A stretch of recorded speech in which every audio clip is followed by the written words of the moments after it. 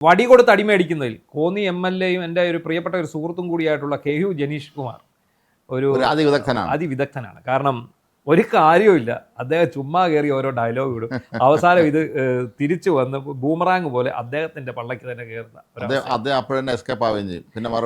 Escape. കാരണം കഴിഞ്ഞ ദിവസം അദ്ദേഹം വളരെ വികാരാധീനനായിട്ടൊരു പത്രസമ്മേളനം വിളിച്ചു ചേർത്തിട്ട് പറഞ്ഞു, എൻ്റെ മണ്ഡലത്തിലോട്ട് മുഖ്യമന്ത്രി വന്നില്ല, കോന്നിയിൽ വലിയ ദുരിതമുണ്ടായി, അതുപോലെ PC വിഷ്ണുനാഥ് റൂം എടുത്ത് ഉറങ്ങുകയായിരുന്നു, ഇവിടെ ഒന്നും ചെയ്തില്ല, ജില്ലയുടെ ചുമതലയുള്ള മന്ത്രി, സർക്കാർ TV-യിൽ വന്ന് മുറിയെടുത്ത്.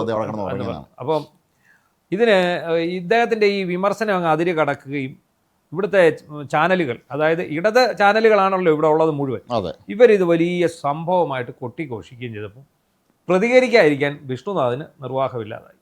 അങ്ങനെ വിഷ്ണുനാഥ് പ്രതികരിച്ചത് മറ്റൊന്നുമല്ല, PC വിഷ്ണുനാഥ് കോന്നിയിലെത്തി ഇദ്ദേഹത്തിന് വേണ്ടി ഇദ്ദേഹം പറഞ്ഞ സ്ഥലങ്ങളെല്ലാം സന്ദർശിക്കുന്ന ചിത്രം, അതിനകത്ത് വിഷ്ണുനാഥിനൊപ്പം ജനീഷ് കുമാർ അവിടെ നിൽപ്പുണ്ട്. അങ്ങനെ ജനീഷ് കൊണ്ടുവന്ന ഒരു കുതന്ത്രം കൂടെ പാളിപ്പോയി എന്നുള്ളതാണ്. വിഷ്ണുനാഥ് അത് മാധ്യമപ്രവർത്തകർക്ക് മുന്നിൽ കാണിച്ചു, ലൈവ് വീഡിയോയും കാണിച്ചു, ചിത്രങ്ങളും കാണിച്ചു. ഒന്ന് ആലോചിച്ച് നോക്കുക, പത്തനംതിട്ട ജില്ലയിൽ പ്രളയം ഏറ്റവും പ്രകൃതിക്ഷോഭവും പ്രളയവും അതീവ ഗുരുതരമായി ബാധിച്ചത് ആറന്മുളയെയും റാന്നിയെയും തിരുവല്ലയെയും. ഈ മൂന്നിടത്തും UDF-ന്റെ MLA-മാരാണുള്ളത്. അവർ 3 പേരും അവരുടെ പണി കൃത്യമായിട്ട് ചെയ്തു.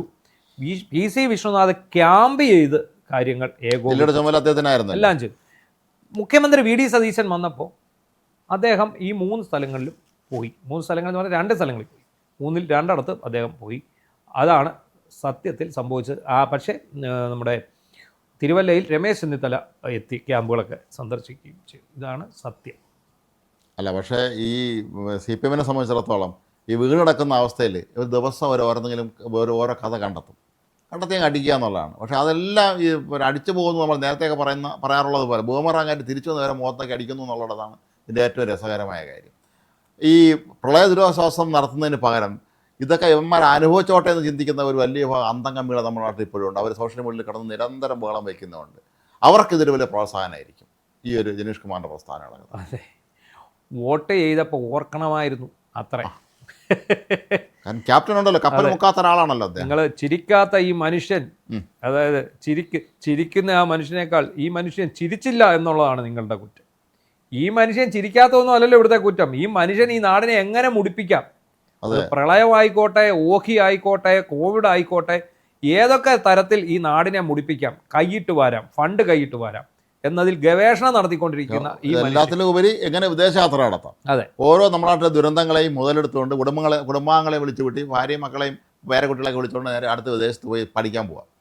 ഈ മനുഷ്യനെ ദുരന്തമായി കണ്ട് ഇന്നാട്ടിലെ ജനങ്ങൾ ഒറ്റക്കെട്ടായിട്ട് നിന്നതിന്റെ ഫലമായിട്ടാണ് ഇയാൾ നിലം തൊടാതെ പോയത്. 35 സീറ്റ് അടിച്ചോടിച്ച് തന്നെയാണ്. അതെ, ഇതൊരു ദുരന്തമാണെന്ന് തന്നെ മനസ്സിലാക്കിക്കൊണ്ട് തന്നെയാണ് അത് അങ്ങനെ ഉണ്ടായത്. അപ്പം അതിനിടയ്ക്കാണ് ഈ വൈറ്റ് വാഷ് ചെയ്ത് പുട്ടിയിട്ട് വൈറ്റ് വാഷ് ചെയ്യാൻ ശ്രമിക്കുന്നത്. അത് പക്ഷേ വീണ്ടും ജനങ്ങളെ ഒരു ഓർമ്മപ്പെടുത്തലായിട്ട് മാറി. ജനങ്ങൾ വന്ന് തെറി വിളിക്കാൻ തുടങ്ങി. എല്ലാ ഫേസ്ബുക്ക് പോസ്റ്റിനടിയിലും ചീത്തവിളി ഉറപ്പായി. ഇപ്പോൾ ജനങ്ങൾക്ക് പ്രതികരിക്കാൻ ഇമ്മീഡിയറ്റ് അപ്പം തന്നെ ചെയ്യാം. ആ വീഡിയോ താഴെ കമൻറ്റ് ചെയ്യാം. പണ്ട് പത്രക്കുള്ള കത്തുകളൊക്കെ അയച്ചു വേണം പ്രതികരിക്കാം. അതൊന്നും വരണമെന്ന് യാതൊരു ഉറപ്പുമില്ല. ഇന്ന് നേരെ തിരിച്ചാണ്, ജനം അപ്പം പ്രതികരിക്കുകയാണ്. ഇവർ മിനിമം താഴെ പറഞ്ഞ കമൻറ്റുകളെങ്കിലും ഒന്ന് വായിച്ചു നോക്കണം ഈ അന്തംകമ്മികൾ. അല്ല, നമ്മൾ മുമ്പേ പറഞ്ഞതുപോലെ തന്നെയാണ്, എന്ത് ചെയ്യണം, എതിലേ പോകണമെന്നൊന്നും ഇവർക്ക് അറിയാൻ നെറുകം തലയ്ക്ക് അടി കിട്ടിയിട്ട് ബോധം പോയി കിടക്കുക. ഈ നമുക്കാണേലും തലയ്ക്ക് അടി കിട്ടിക്കഴിഞ്ഞാൽ കുറേ സമയത്തേക്ക് സ്ഥലകാലബോധമില്ലാതായി. അങ്ങനെ വലിയ ഒരു അടി ഇവിടുത്തെ ജനങ്ങൾ കൊടുത്തിട്ട് ഇവർ മൊത്തത്തിൽ കറങ്ങി അടിച്ച് ഇങ്ങനെ പൊയ്ക്കൊണ്ടിരിക്കുകയാണ്. അതിനിടയ്ക്കാണ് ഇവർ ഈ ജൽപ്പനങ്ങൾ എന്ന് മാത്രമേ പറയാൻ പറ്റൂ. ഇപ്പം ആ പത്തനംതിട്ട ജില്ലയിൽ രാജു എബ്രഹാമാണ് ആദ്യ വെടി പൊട്ടിച്ചത്. ആ സംഭവം അപ്പോഴേ ചീറ്റിപ്പോയി. റാന്നി വന്നിട്ട് ഇദ്ദേഹം വെള്ളം കയറിയതിനെ കുറിച്ച് പുള്ളി പറയുന്നത് ഡാം തുറന്നു വിട്ടിട്ടാണെന്നാണ്. ഡാം തുറന്നു വിട്ടു, മുന്നറിയിപ്പില്ലാതെ ഡാം തുറന്നു വിട്ടു എന്നാണ് പറഞ്ഞത്. 25 വർഷം MLA ആയിരുന്ന ആളാണ് അദ്ദേഹം. നമ്മുടെയൊക്കെ ഒരു സുഹൃത്താണ് അദ്ദേഹം. ചാനൽ ചർച്ചകളൊക്കെ തന്നെ വളരെ സജീവ സാന്നിധ്യമായിരുന്ന ഒരാളാണ് അദ്ദേഹം. വന്നവിടെ തന്നെ ഇത് വിളിച്ചു പറഞ്ഞ എന്തിനാണെന്ന് അതാണ്. അപ്പം എനിക്ക് അതിനെക്കുറിച്ച് പറയുമ്പോൾ എനിക്ക് ഇന്നലെ ഇദ്ദേഹം G. സുധാകരൻ പറഞ്ഞതാണ് ഓർമ്മ വരുന്നത്. കൂട്ടനാട്ടിൽ ഇന്നലെ ആ പൊടി മുറിക്കുന്നത് സംബന്ധിച്ച് വലിയ പ്രശ്നം നടക്കുന്നുണ്ട്. തണ്ണീർമുക്കത്തെ അതിനകത്ത് സജി ചെറിയാനെ G. സുധാകരൻ വാരി അലക്കിയിട്ടുണ്ട്.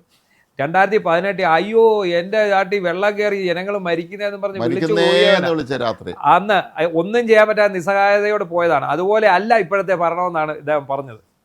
അതുപോലെയാണ് ഈ രാജു എബ്രഹാം കഴിഞ്ഞ ദിവസം വന്നിട്ട് പറഞ്ഞ് നമ്മളെ അമ്പരപ്പിച്ച് കളഞ്ഞു. കാരണം ആകപ്പാടെ അവിടെ വെള്ളം നിറഞ്ഞ് ഒരു തവണ തുറന്നു വിട്ട ഡാം എന്ന് പറഞ്ഞാൽ മൂഴിയാർ ഡാമാണ്. മൂഴിയാർ ഡാം ചെറിയ ഡാമാണ്.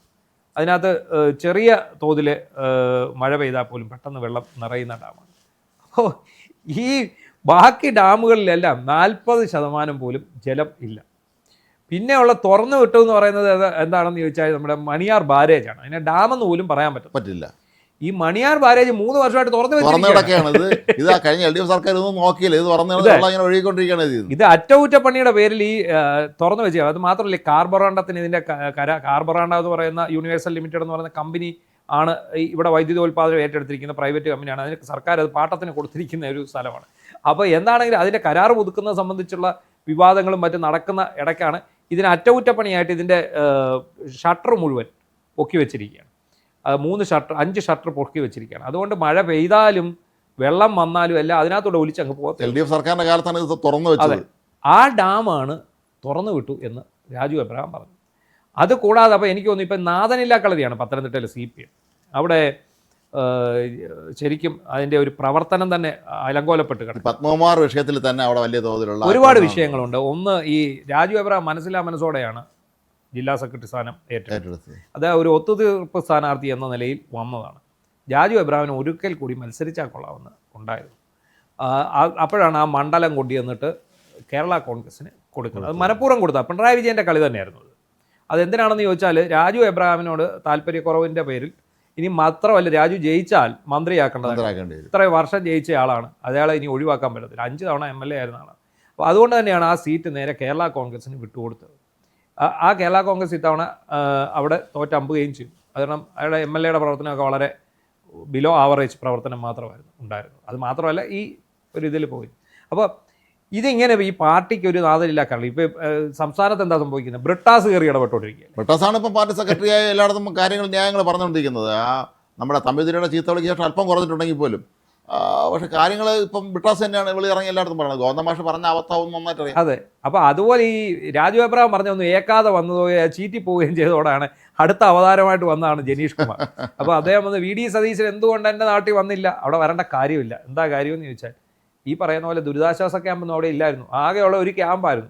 അത് എലിയറക്കൽ എന്ന് പറയുന്ന സ്ഥലത്താണ്. അത് അവിടുത്തെ ഈ മഹാത്മാ ഗാന്ധി പോലെ അന്തേവാസികളെ ഒരു മുൻകരുതൽ എന്നുള്ള നിലയ്ക്ക് അവിടേക്ക് മാറ്റി പാർപ്പിച്ചു.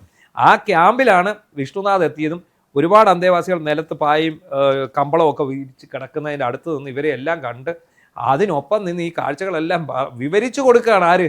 നമ്മുടെ ജനീഷ് കുമാർ. അതുകൂടാതെ താലൂക്ക് ഓഫീസിൽ നടന്ന യോഗത്തിലും പങ്കെടുത്ത് കാര്യങ്ങളെല്ലാം സംസാരിച്ചു. അവിടെ വേറെ അടിയന്തര സാഹചര്യം. കാരണം ഇത്തവണ അച്ചൻകോവിലാറ്റിൽ പ്രളയം ഇല്ലായിരുന്നു. അച്ചൻകോവിലാറ്റിൽ പ്രളയം തണ്ണിത്തോട് തേക്കതോട് തൂമ്പാക്കുളം എന്ന് പറയുന്ന സ്ഥലത്തെ കണ്ട് ചെറിയ ഉരുൾപൊട്ടലുണ്ടായി എന്നുള്ളത്. അത് എങ്കിൽ പോലും നമ്മുടെ ഭാഗത്ത് ഇപ്പോൾ എൻ്റെ വീടിൻ്റെ അടുത്തൂടെ പോകുന്ന അച്ചൻകോവിലാണ്. നമ്മുടെ റോഡിൻ്റെ അടുത്ത് വരെ പോലും വെള്ളം വന്നില്ല. അത്രയും എനിക്ക് തോന്നുന്നു റോഡിലേക്ക് ഒരു അല്പം കയറി അത് അപ്പം തന്നെ ഇറങ്ങി പോവുകയും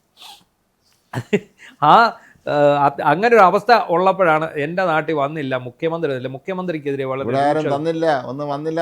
രൂക്ഷ വിമർശനമായിട്ട് പോയത്. അപ്പോൾ അതിനിടയ്ക്കാണ് ഇദ്ദേഹം പറഞ്ഞത് വിഷ്ണുനാഥ് റൂം എടുത്ത് ഉറങ്ങുമായിരുന്നു. അപ്പോൾ ഞാൻ അതിനകത്ത് ചോദിക്കാനുള്ള ഒരു ചോദ്യം, ഒരാൾക്ക് ഉറങ്ങാൻ പറ്റത്തില്ലേ? ഇവിടെ പ്രളയം നടക്കുന്ന അതെ, പിണറായി വിജയനാണെങ്കിൽ ഉപവാസമായിരുന്നു. പിന്നെ നെമ്മീനാണെങ്കിൽ ഒരു കൈ നോക്കാം, അത്രയേ ഉള്ളായിരുന്നു. അപ്പോൾ എന്താണെങ്കിലും കൃത്യമായിട്ട് കഴിഞ്ഞ ദിവസം കത്തിക്കയറിയ ജനീഷിന് PC വിഷ്ണുനാഥ് കൃത്യം മറുപടി കൊടുത്തിട്ടുണ്ട്. അദ്ദേഹം പത്രസമ്മേളനത്തിൽ ഇന്ന് ഇതെല്ലാം വിവരിച്ചു. ഈ മന്ത്രിസഭയിലെ UDF തന്നെ നേതാക്കന്മാരും മന്ത്രിമാരും എല്ലാവരും ഇപ്പോൾ അവർ പ്രധാനമായും ശ്രദ്ധ കേന്ദ്രീകരിക്കുന്നവർക്ക് മറുപടി കൊടുക്കുക എന്നുള്ളതാണ്. കൃത്യം മറുപടിയാണ്. പിന്നെ ഉത്തരവില്ല, പിന്നെ മറുചോദ്യമില്ല, ഉപചോദ്യം പിന്നെ അങ്ങോട്ട് ചോദിക്കില്ല. ഇല്ല, അതാണ് സംഭവിച്ചത്. എന്തായാലും ജനീഷ് കുമാറിന് വയറ് നിറച്ച് കിട്ടി.